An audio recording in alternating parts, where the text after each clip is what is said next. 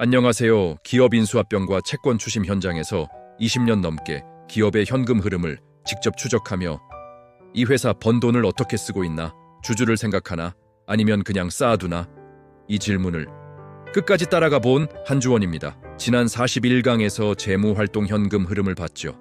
배당, 자사주, 차입, 그 패턴을 읽으면 회사가 주주를 생각하는지 아니면 빚으로 버티는지 윤곽이 나온다고 말씀드렸습니다.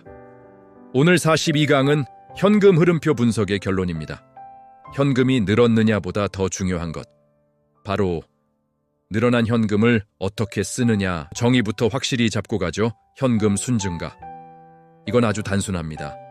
영업활동 현금 흐름 플러스 투자활동 현금 흐름 플러스 재무활동 현금 흐름, 이 세 가지를 합친 값이 현금의 순증가액입니다.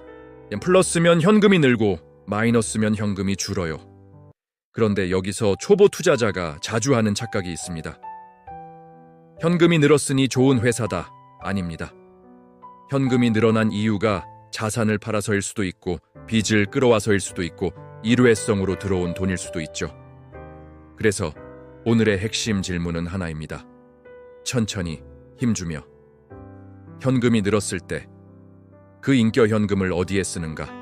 이 질문에 답하면 경영 철학이 보이고 주주 환원 의지가 보이고 성장 전략이 보이고 심지어 왜 주가가 안 가는지. 인겨 현금 활용은 대표적으로 세 가지 패턴이 있습니다. 배당 중심, 재투자 중심, 현금 쌓기. 하나씩 투자자 관점에서 뜯어보죠. 첫 번째, 배당 중심 패턴입니다. 현금이 늘었고 그중 일부를 배당으로 돌려주고 자사주 매입이나 소각까지 한다. 이건 확실히 주주 친화적입니다.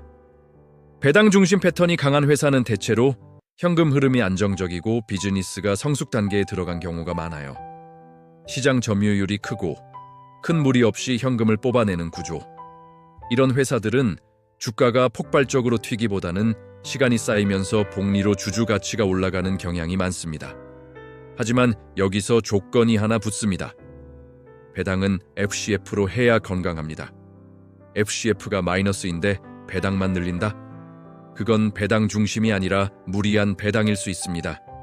41강에서 말한 그 함정이죠. 두 번째, 재투자 중심 패턴입니다.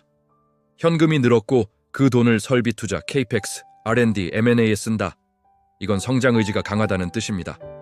재투자 중심 패턴은 당연히 단기적으로는 FCF가 마이너스가 나오기 쉽습니다. 왜냐하면 돈을 쓰니까요. 그런데 중요한 건 쓰는 돈이 미래 현금 창출력으로 이어지느냐입니다.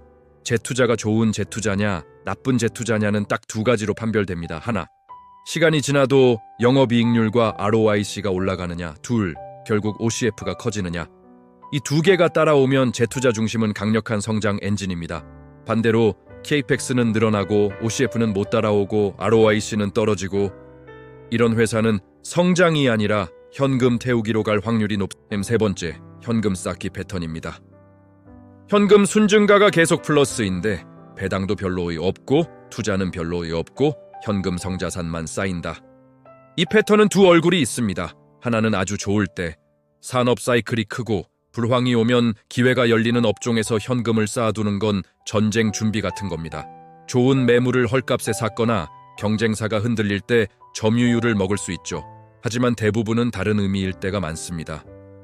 천천히, 단호하게, 성장 기회가 없거나 경영진이 리스크를 못 지거나 혹은 주주에게 돌려줄 생각이 없거나, 이 세 가지 중 하나일 가능성이 높습니다. 특히 현금이 엄청나게 많은데 배당 성향이 극단적으로 낮고 자사주 소각도 없고 ROIC가 계속 떨어진다. 이건 보통 현금이 회사 안에 갇혀있는 상태입니다. 주주는 밖에서 기다리는데 현금은 안 움직여요. 그래서 시장이 저평가를 붙이는 투자자는 어떤 패턴을 선호하느냐? 제가 현장에서 가장 선호하는 건 배당 플럼 적정 재투자의 균형입니다. 현금이 남는 회사가 그 현금을 전부 배당으로만 쓰면 미래가 약해질 수 있고, 전부 재투자만 하면 주주 환원이 약해져서 가치가 시장에서 제대로 평가받지 못할 수 있어요.